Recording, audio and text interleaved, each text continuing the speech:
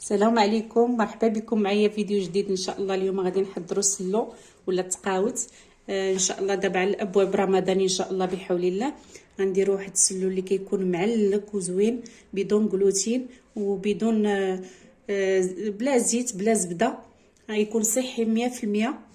وان شاء الله غنبداو المقادير. عندي هنا نص كيلو ديال الزنجلان اللي جبته نقيته غسلته ونقيته وحمرته في الفران. وعندي هنا نص كيلو ديال اللوز بلدي، من الاحسن يكون اللوز بلدي حتى هو. كنغسلوه ونشفوه وكندخلوه للفران يتحمر. كلشي هادشي كان حمرته في الفران. عندي هنا زلافه ديال الكاوكاو حتى هو كندخلوه للفران وكنحمروه ونقيوه. عندي هنا قرفه بلديه، من الاحسن تكون قرفه بلديه وتكون طريه، يعني يلاه جبناها طحناها في الدار، من الاحسن كتعطي مذاق زوين. وعندي هنا النافع، غنستعملوا معلقه كبيره ديال النافع بلدي حتى هو كنصهطوه شويه، غير كنصهطوه شويه في المقله باش كيساعدنا على الطحين. وعندي هنا شويه ديال المسكه حره، هذه راه ماشي مسكه حره كلها، غير شويه، راس معلقه طحنتها مع سنيده. وبالنسبه باش غادي نحليو، عندي هنا انا سكر ثقيل بدون جلوتين، ها هو. واللي ما عندوش السكر، هذا سكر ثقيل ما حصلش عليه لان كيكون قليل. نشدو سنيده ونطحنوها ونغربلوها مزيان ونعاودو نطحنوها مره ثانيه غير باش ما كتجيش حرشه هكاك. واللي كيتوفر بغا هاد السلو يكون صحي 100%، يجيب تمر بوزكري ويطحنو هو باش غادي يحلي. وعندي هنا بالنسبه للدقيق، من الاحسن استعملوا شارميكس بي حتى هو حمرته، عندي كيلو هنا حمرته في الفران على هذا الشكل. ما نخليوهش يتحمر اكثر من القياس حيت دغيا كيكحل اللون ديالو الا حمرناه بزاف وصافي. وبالنسبه منين غنطحنوا هذا الشيء، عندي شويه ديال اللوز، نقصت شويه ديال اللوز حتى هو فسخته في الماء ودخلته للفران تحمر في الفران وهرمشته بحال هكا. هذا حتى الاخر عاد غادي نستعملوه باش كتبقى ديك القرمشه في الاخر ديال السلو. وهذا الزنجلان حتى هو عندي زلافه حمرته حتى هو في الفران وطحنته واحد شويه. من الاحسن ما نخليوهش مكمول حيت ملي كنديروا الزنجلان هكاك مكمول ما كيعطي لا مذاق لا والو، كيبقى هكاك مكمول. من الاحسن هكا نهرسو هكا على النص، ما نطحنوش بزاف وما نخليوهش مكمول بزاف وصافي. وكنستعملوه في الاخر باش كتجينا ديك القرمشه وصافي. وغنبداو ان شاء الله هنا نجمعوا كلشي المقادير. غنبداو ان شاء الله نجمعوا هاد المقادير. بالنسبه للدقيق عندي كيلو كما قلنا، عندي كيلو هنا كنحمروه كنغربلوه، كينقص شويه ضروري كينقص هكا واحد شويه وما كيتكورش بزاف، كينقص واحد نص كاس بحال هكا. غنديروا داك المسكه حره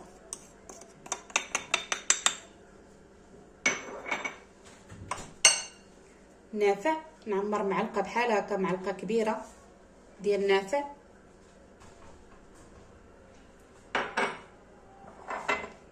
القرفه حتى هي معلقه كبيره عامره ديال القرفه، انا عندي هذه معلقه كبيره باش كنعمر. كاوكاو غادي نخوي كاع هاد المقادير بحال هكا.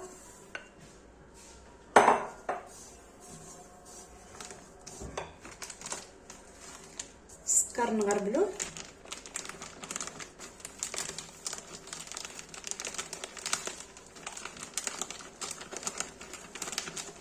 نديروا القياس اللي بالنسبه زلافه هكاك. هذه كتوزن 400 غرام، ما نديرهاش كلها حتى نذوق ونشوف الحلاوه.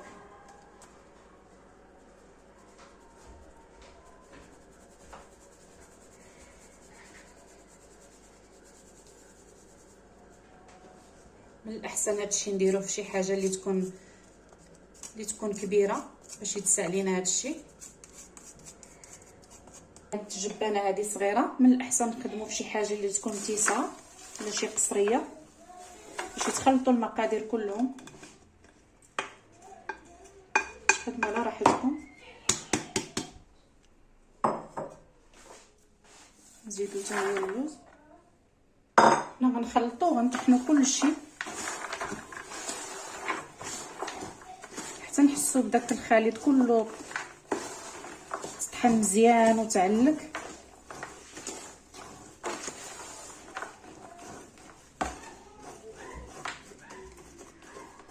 نطحنوا كلشي في هاد الطحانه هادي اللي كنظن كلشي عنده هاد الطحانه هادي كنطحنوا فيها الذره.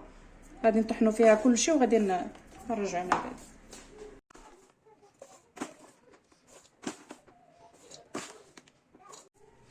هنا غنزيدوا قبيصه ديال الملحه، غير قبيصه باش ما تجيناش داك البسوليه ديال الحلاوه، غير شويه. نسيت انا ما ذكرتهاش في الاول.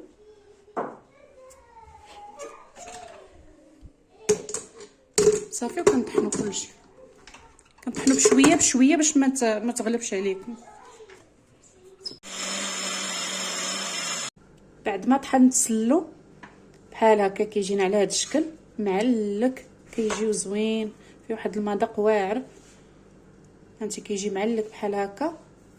كنزيدوا عليه دابا، غادي نزيدوا عليه داك الزلافه ديال الزنجلان اللي طحناها نص طحنه. كيجيش مطحون كامل وما كيجيش مكمول باش كيعطي المذاق زوين. كنزيد زلافه ديال هذه ديال اللوز اللي نقيته حتى هو حمرته في الفران وهرمشته، وكنبداو نخدموا فيه بحال هكا.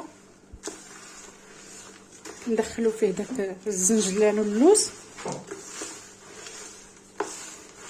تسلو كيجي مقوم، كنتمنى انكم تجربوه، كيجي لذيذ بزاف وصحي، ما فيه لا زبده لا زيت.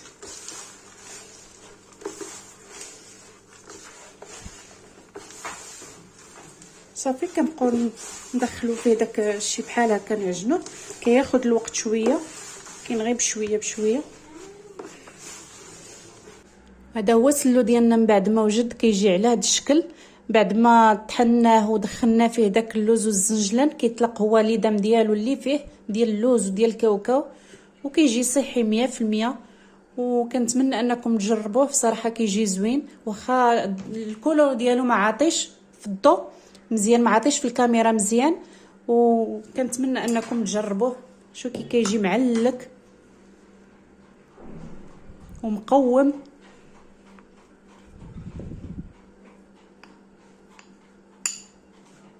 كيجي زوين هانت ومذاقو زوين بزاف. كنتمنى انكم تجربوه بالصحه والراحه.